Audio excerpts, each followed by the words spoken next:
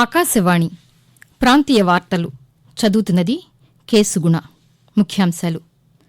చిత్తూరు జిల్లా కుప్పం నియోజకవర్గంలో రైతుల్ని ప్రకృతి వ్యవసాయం పరిధిలోకి తెచ్చే లక్ష్యంతో ముఖ్యమంత్రి నారా చంద్రబాబు నాయుడు రేపు ఆర్గానిక్ కుప్పం కార్యక్రమాన్ని ప్రారంభిస్తారు.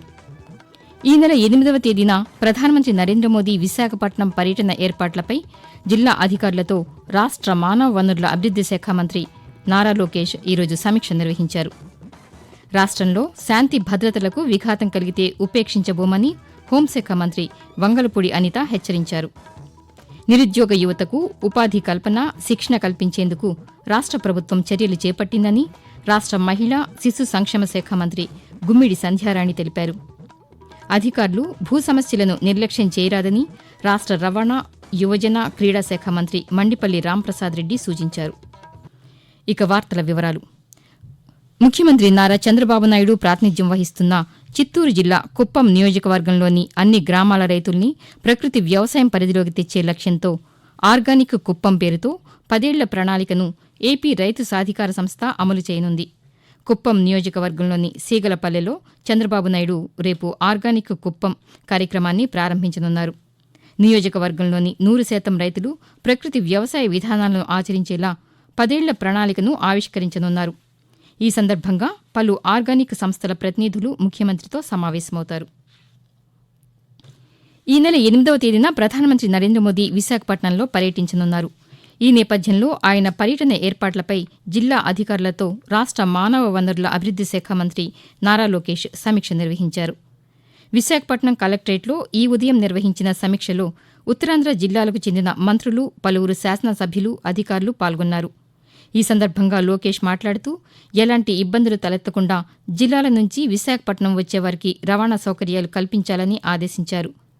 ప్రధానమంత్రి పాల్గొనే సభకు సుమారు 3 లక్షల మంది హాజరయ్యే అవకాశముందని, అందుకు తగినట్లుగా ఏర్పాట్లు చేస్తున్నామని మంత్రి వివరిస్తూ, కేంద్ర ప్రభుత్వం సహకారం చాలా అవసరం. పోలవరం కోసం ఇప్పుడు 2,000 కోట్ల రూపాయలు నిధులు ఇస్తాం జరిగింది. నిర్వాసితులకి దాదాపు 900 కోట్ల రూపాయలు వాళ్ళ బ్యాంక్ అకౌంట్లో నిన్న ఎన్డీఏ ప్రభుత్వం కూడా వేస్తాం జరిగింది. సో దారి తప్పిన రాష్ట్రాన్ని మళ్ళీ సరైన దారిలో పెట్టే క్రమంలో కేంద్ర ప్రభుత్వ సహకారం చాలా అవసరం. ఇప్పటికీ చాలా అందించారు, ముందు కూడా అందిస్తారు. అందుకే ప్రజలందరూ కూడా స్వచ్ఛందంగా వచ్చి ఈ కార్యక్రమాన్ని జయప్రదం చేయవలసిందిగా ప్రజలందరూ కూడా నేను కోరుతున్నాను. రాష్ట్ర వ్యాప్తంగా 5 నుంచి 15 సంవత్సరాల మధ్య వయసున్న విద్యార్థులకు 90,000 కళ్లద్దాలను పంపిణీ చేసేందుకు చర్యలు తీసుకోవాలని వైద్య శాఖ మంత్రి వై సత్యకుమార్ ఆదేశించారు. జాతీయ ఆరోగ్య మిషన్ కింద అమలవుతున్న కార్యక్రమాలపై గుంటూరు జిల్లా మంగళగిరిలోని వైద్య ఆరోగ్య శాఖ కార్యాలయంలో నిన్న ఆయన సమీక్ష నిర్వహించారు. ఈ సందర్భంగా మంత్రి మాట్లాడుతూ నియోజకవర్గాల స్థాయిలో శాసనసభ్యుల ఆధ్వర్యంలో కళ్లద్దాలను పంపిణీ చేయాలని సూచించారు. 45 ఏళ్లు పైబడిన గ్రామీణులందరికీ ఉచిత కంటి పరీక్షలు చేసేందుకు కార్యాచరణ రూపొందించాలని అధికారులను సత్యకుమార్ ఆదేశించారు. రాష్టంలో శాంతి భద్రతలకు విఘాతం కలిగితే ఉపేక్షించబోమని హోంశాఖ మంత్రి వంగలపూడి అనిత హెచ్చరించారు. గత ప్రభుత్వం శాంతి భద్రతల విషయంలో ఉదాసీనంగా వ్యవహరించిందని ఆమె విమర్శించారు. విశాఖపట్నం కేంద్ర కారాగారంలో ఖైదీల వద్ద నిన్న సెల్ఫోన్ కనిపించిందన్న ఆరోపణలతో ఆమె ఈరోజు కారాగారాన్ని పరిశీలించారు. ఈ సందర్భంగా హోంమంత్రి మాట్లాడుతూ జైలులో గంజాయి వినియోగిస్తున్నారనే ఆరోపణలు వచ్చాయని తెలిపారు. విశాఖ జైలులో ఘటనలపై కమిటీ వేశామని, 10 రోజుల్లో నివేదిక రాగానే బాధ్యులపై కఠిన చర్యలు తీసుకుంటామని హోంమంత్రి పేర్కొంటూ, ఎక్కడా కూడా ఇబ్బంది లేకుండా చూసుకునే బాధ్యత మేము తీసుకుంటా ఉంటే కొన్ని సందర్భాల్లో కొంతమందికి అది ఇబ్బంది కలిగే పరిస్థితులు రావచ్చు. ఓవరాల్గా ప్రిజన్ అనేది చాలా కేర్గా చూసుకోవాల్సిన పరిస్థితి ఉన్నది. చాలా షాకింగ్ న్యూసెస్ ఏంటంటే సెల్ ఫోన్లు బయటపడినాయి. మేము కంపల్సరీగా ఎంక్వైరీ చేసుకోవాలి. ఎంక్వైరీలో ఎవరైనా తప్పు చేశారన్న సంగతి తెలిస్తే కనుక వాళ్ళని పనిష్మెంట్ ఇచ్చుకునే పరిస్థితి రావాలి. మేము చాలా క్లియర్గా దీని మీద ఎంక్వైరీ చేస్తున్నామండి. ఎక్కడ ఏ పొరపాటు జరిగినా కూడా ఎవరిని కూడా ఉపేక్షించే పరిస్థితి లేదు. ఆకాశవాణి ప్రాంతీయ వార్తలు వింటున్నారు. ఆంధ్రప్రదేశ్కు 2024లో 617 పంచాయతీ భవనాల నిర్మాణానికి నిధులు మంజూరు చేశామని కేంద్ర పంచాయతీరాజ్ శాఖ వెల్లడించింది.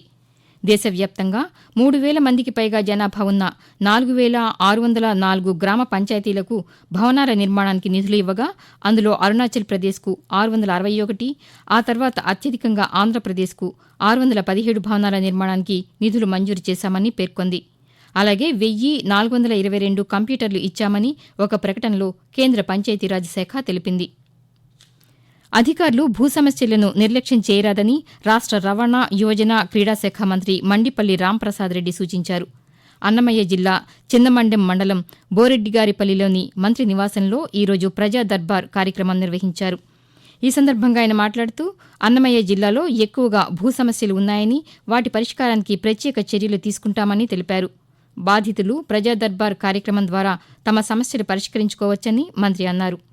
ఈ సందర్భంగా జిల్లా నలుమూలల నుంచి వచ్చిన బాధితుల అర్జీలను స్వీకరించి వాటిని పరిష్కరించాలని సంబంధిత అధికారులను మంత్రి రాంప్రసాద్ రెడ్డి ఆదేశించారు.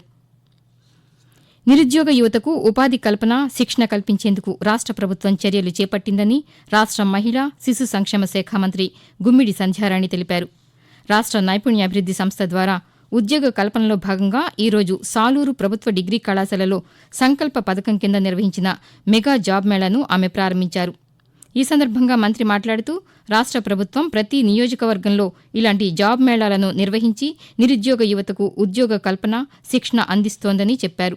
నిరుద్యోగ యువత ఈ సదవకాశాన్ని సద్వినియోగం చేసుకుని ఉన్నత శిఖరాలను అధిరోహించాలని మంత్రి ఆకాంక్షించారు.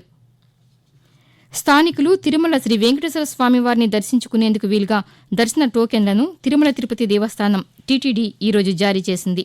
తిరుపతిలోని మహతి ఆడిటోరియం, తిరుమలలోని బాలాజీనగర్ కమ్యూనిటీ హాల్లో ఈ టోకెన్లను జారీ చేశారు. ప్రతి నెల మొదటి మంగళవారం స్థానికులకు శ్రీవారి దర్శనాన్ని కల్పించాలని టీటీడీ ధర్మకర్తల మండలి నిర్ణయించిన అనంతరం గత నెల నుంచి స్థానికులకు టోకెన్లు జారీ చేస్తున్నారు. ఈ రోజు టోకెన్లు పొందిన తిరుపతి ప్రజలకు మంగళవారం శ్రీ వెంకటేశ్వర స్వామివారి దర్శనానికి అనుమతిస్తారు. జాతీయ పక్షుల దినోత్సవాన్ని ఈరోజు దేశవ్యాప్తంగా నిర్వహిస్తున్నారు. పక్షుల సంరక్షణలో తీసుకోవాల్సిన జాగ్రత్తల గురించి, వివిధ పక్షి జాతులు అంతరించిపోకుండా చేపట్టవలసిన చర్యల గురించి ఈ సందర్భంగా అవగాహన కార్యక్రమాలు ఏర్పాటు చేశారు.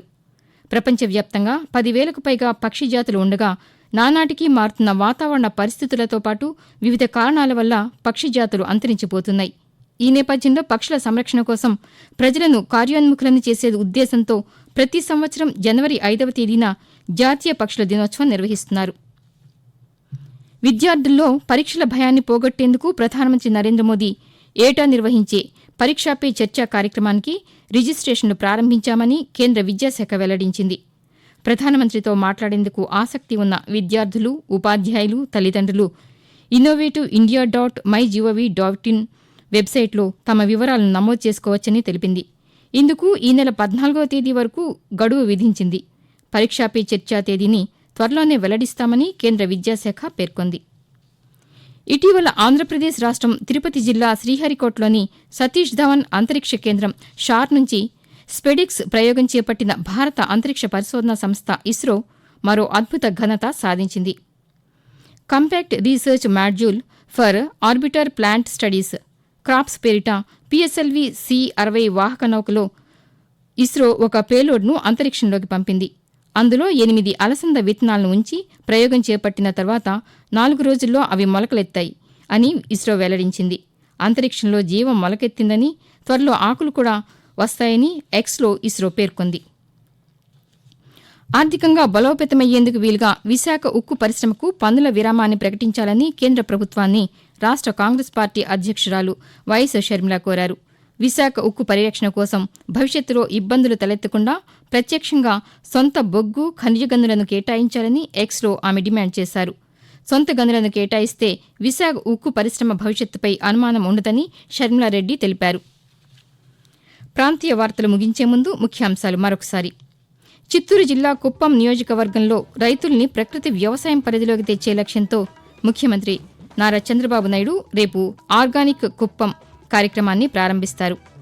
ఈ నెల 8వ తేదీన ప్రధానమంత్రి నరేంద్ర మోదీ విశాఖపట్నం పర్యటన ఏర్పాట్లపై జిల్లా అధికారులతో రాష్ట మానవ వనరుల అభివృద్ది శాఖ మంత్రి నారా లోకేష్ ఈరోజు సమీక్ష నిర్వహించారు. రాష్ట్రంలో శాంతి భద్రతలకు విఘాతం కలిగితే ఉపేక్షించబోమని హోంశాఖ మంత్రి వంగలపూడి అనిత హెచ్చరించారు. ఆకాశవాణి ప్రాంతీయ వార్తలు ఇంతటితో సమాప్తం.